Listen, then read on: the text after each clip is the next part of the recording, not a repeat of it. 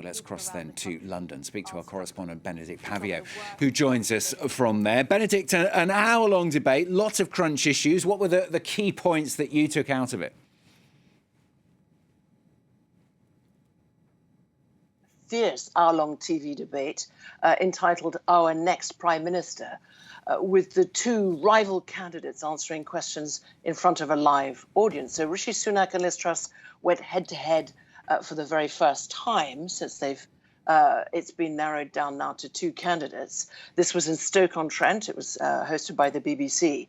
And who will become the next leader of the Conservative Party and Prime Minister? Well, the pair repeatedly squabbled. They talked over each other.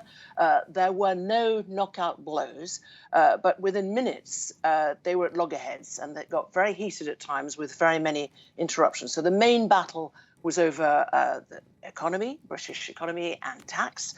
They attacked each other's tax plans, which caused some of the most explosive moments, it has to be said, in this debate. So the current Foreign Secretary, Liz Truss, wants to cut taxes now, versus the former Minister of Finances, the Chancellor of the Exchequer, Rishi Sunak, saying that as PM, he would cut taxes only once inflation is down. Inflation that is at 9.4% currently. And let's remember, we're in the middle of a cost of living crisis here. So that really remains the biggest dividing line between the two Tory candidates.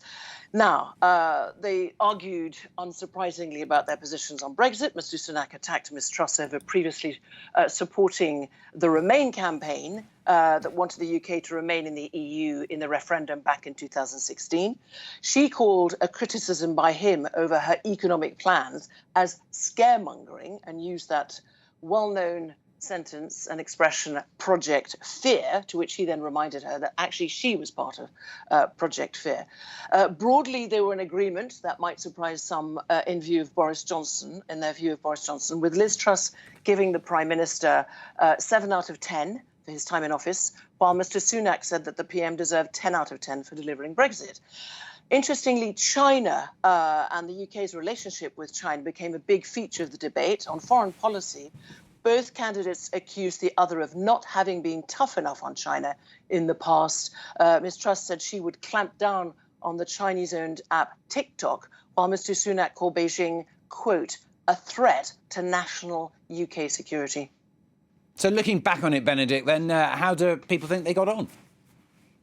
Well, according to a snap poll of regular voters, Rishi Sunak won very narrowly by 39% to 38%. However, and it's a big however, according to opinion polling, Conservative voters thought Liz Truss performed better by 47%, with 38% thinking that Mr. Sunak won, and that is amongst Labour voters. And of course, uppermost in those who will decide of whether it is to be PM Sunak or PM Truss are just 160,000 Tory members, and let's underline that they make up 0.3% of the total UK electorate. So when they vote, these Tory members think of who is best according to their policies and character, or will they also think of who would be the best Prime Minister to take them into an election? Because whoever becomes Prime Minister, and we will know that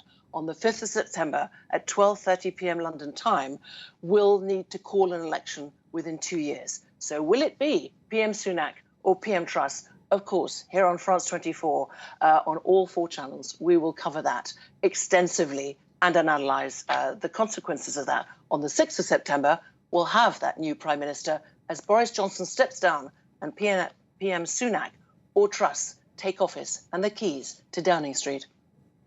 Bénédicte, thanks very much. Bénédicte Paviot, our correspondent, talking to us there from London.